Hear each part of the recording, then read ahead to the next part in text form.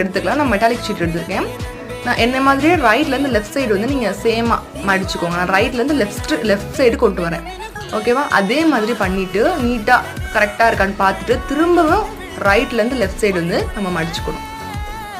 மடிச்சோம்னா நமக்கு வந்து நீளமான ஒரு ஷேப் கிடைக்கும். அப்போ என்ன பண்ணணும்னா மேலேருந்து கீழே ஒரு மடிப்பு மடித்தோம்னா நமக்கு வந்து ஒரு பெரிய ஷீட் வந்து நமக்கு கிடைக்கும். இதே மாதிரி நீங்கள் வெட்டிட்டிங்கன்னா நீங்கள் நெயில் கோனுக்கு ரோல் பண்ணிக்கலாம். ஓகேவா? ஷீட் எப்படி நெயில் கோனுக்கு வெட்டணும்னு தெரியணும்னா இதுதான். இந்த மாதிரி நம்ம நார்மலாகவே இது பண்ணிவிட்டு பெரிய ஷீட்டை நம்ம வெட்டிக்கணும். இதே வந்து ஸ்மால் சைஸில் நம்ம வந்து ஆர்கானிக் கோன் சேல் பண்ணணும்னா என்ன மாதிரி திரும்பி ஒரு மேலேருந்து மடிப்பு மடித்து நீங்கள் வந்து கட் பண்ணிக்க வேண்டியதான். இதுதான் ஷெலஃபன் ஷீட் கட் பண்ணுறதுக்கான மெத்தட். ஷெலஃபன் ஷீட்டாக இருக்கட்டும், ஃப்ரோஷன் ஷீட்டாக இருக்கட்டும், மெட்டாலிக் ஷீட்டாக இருக்கட்டும், எல்லாத்துக்குமே இதே ப்ராசஸ் தான். ஸோ நான் க்ளோஸாக இருக்கிற இடத்துல எல்லாத்துக்குமே நான் வந்து கட்டர் வச்சு நல்லா கட் பண்ணிக்கிறேன். ஸோ கிராஸாக போயிடாமல் பார்த்து நீங்கள் கட் பண்ணிட்டு எடுத்துட்டிங்கன்னா உங்களுக்கு